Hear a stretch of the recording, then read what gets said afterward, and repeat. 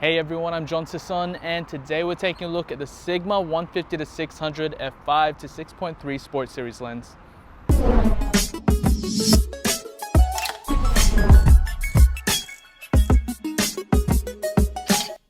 The Sigma 150-600 Sports is the higher end version to the 150-600 Contemporary, which I reviewed not too long ago.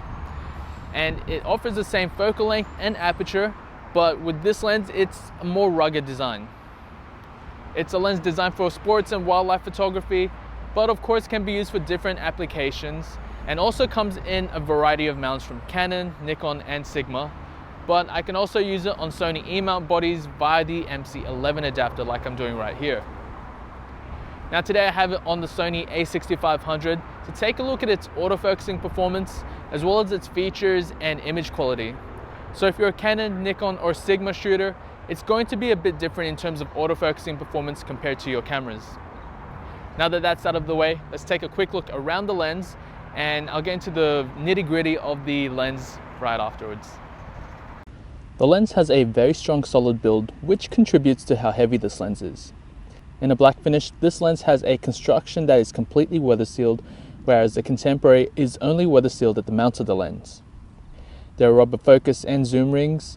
On the top of the lens there is a focus distance window, a lock switch which can lock at the focal lengths printed on the barrel of the lens, or to completely lock it to prevent it from zoom creep.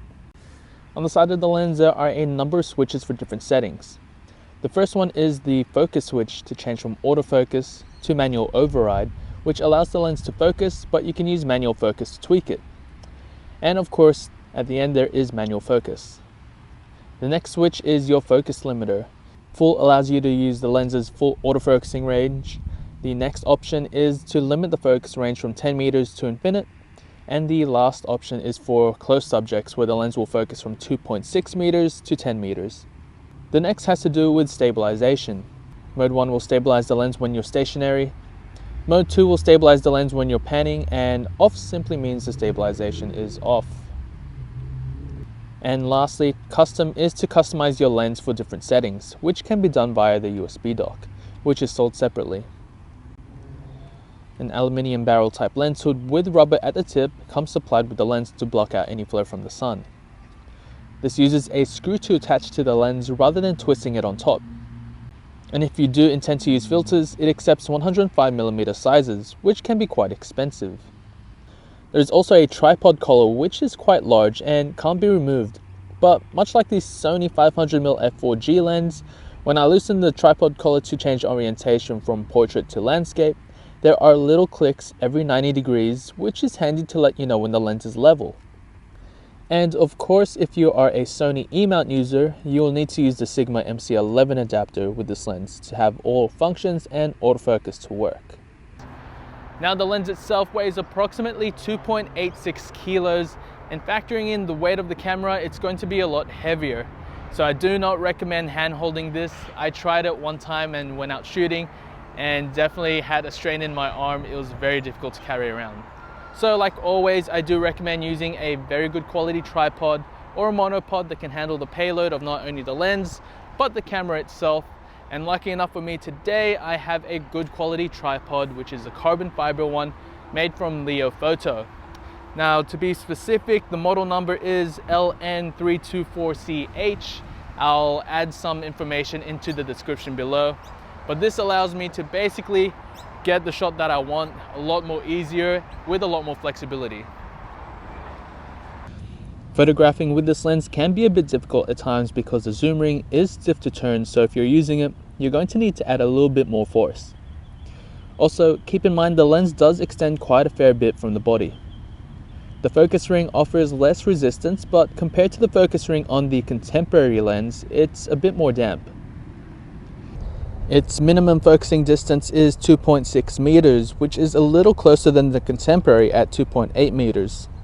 The stabilization worked well for shots where I was able to zoom in on subjects from a far distance and still get sharp photos, where it also worked well in conjunction with the A6500's in-body stabilization.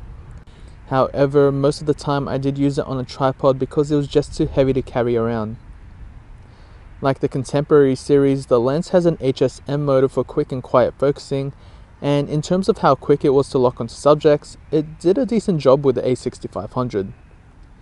Still not as quick as I hoped it would be, but for slow moving subjects it worked well and worked better than the Sony A7R Mark II. However, in some instances I wasn't able to lock on focus at all and would miss the shot completely, which I found a bit strange.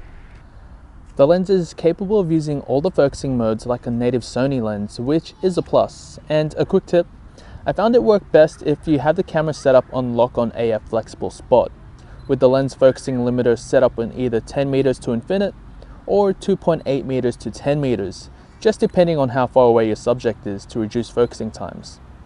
Continuous autofocus appeared to work, but not as well as I would hope, and it is more of a hit or miss with my hit rate with shots in focus at about 60%.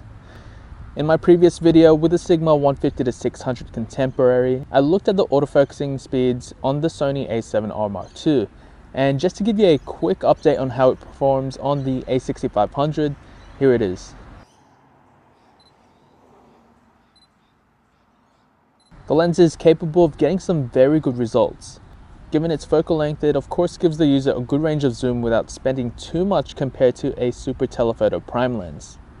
Sharpness is the thing that people look for when it comes to lenses, and while it did deliver, like the Contemporary, it wasn't as sharp when zoomed all the way in, but I would say it is slightly better in that aspect than its cheaper sibling.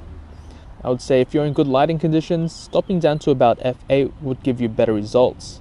Chromatic aberration was a bit of an issue for me, but can be corrected in post, but I also did find a bit of flare and ghosting at the long end. Out of focus blur was decent and very easy to attain given the focal length of the lens. Colors appeared vibrant, but there was a bit of vignetting when I used it on the A7R Mark II, whereas the A6500 did not have any at all. Overall, I was happy with the results I was getting. The Sigma 150-600 Sports is a lens that's made to handle different types of conditions. Due to its weather-resistant construction, if you're a photographer who shoots in wet or dusty conditions, I feel like that alone is enough to warrant getting the sports version over the Contemporary. But that only applies to people who shoot Canon, Nikon or Sigma bodies with weather-resistant designs. If you're a Sony E-mount shooter using it with the MC11 adapter, I would actually recommend just going with the Contemporary version instead, because the adapter itself is not weather resistant. Now when it came down to image quality, the lens actually produced some really nice photos, but comparing it to the Contemporary, again, the differences were rather minimal. But if I was to give the slight edge to a lens, it would definitely be the sports version instead.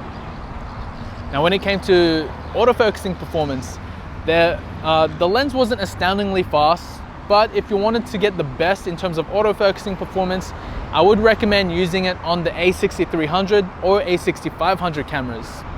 I did get some decent results with the A7R Mark II, but to be honest, I actually found the Contemporary version to be slightly faster compared to the sports version, which was an interesting note to mention. Now, I've been using the sports and Contemporary version for quite some time now, and it's very difficult for me to recommend either of these lenses. But like I said in my Contemporary version, if you can live with the drawbacks of the lenses and still needed the focal length of a super telephoto lens, I would actually recommend going with the Contemporary version instead if you're a Sony E-mount shooter. Now that's it from me, but if you have any more questions, please feel free to leave a comment below. And if you already own one, let me know what you think of it. And remember to like this video if you found it helpful. And subscribe to my channel for more Sigma reviews and tutorials. You can also follow me on Facebook and Instagram for more sample photos and photo updates. And don't forget to take a look in the description below for purchasing links, as well as more information about the lens and the camera, as well as the tripod. Now, what's it called? What do I usually say? Now, until then, happy shooting and thanks for watching. Now this lens is designed for sports and wildlife. Oh no, I'm struggling. Now that,